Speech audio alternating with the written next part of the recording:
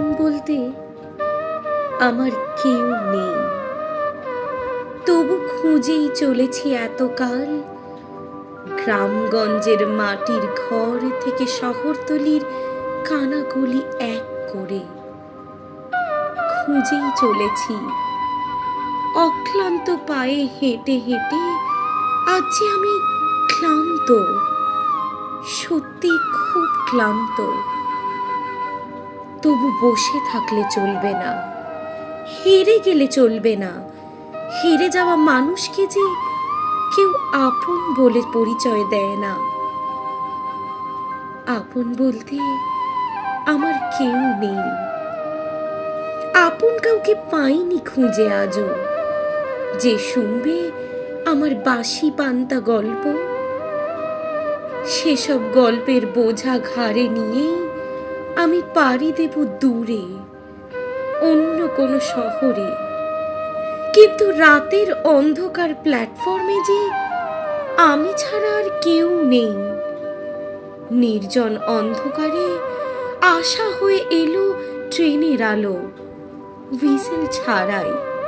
বোধহয় ট্রেনেরও আমার সাথে কথা বলার কোনো ইচ্ছা নেই। আপন বলতে আমার কেউ নেই। ট্রেনের সিটে জানালার পাশে একলা বসে আমি, পাশে বসবে এমন একজন সঙ্গী নেই।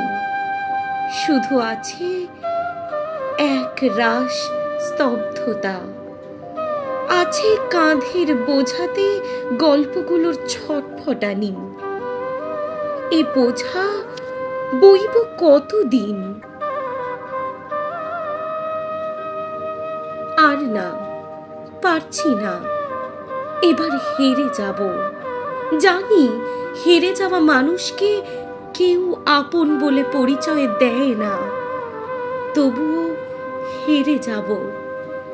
ঠিক করেছি কারোর আপন হব না, চাই না আপন কাউকে।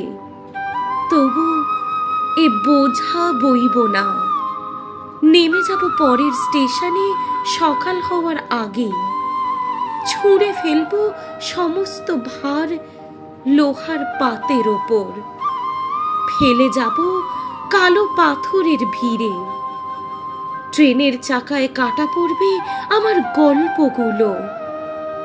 অচেনা লোকালয়ে আমি হারিয়ে যাব, অপরিচিত হয়ে।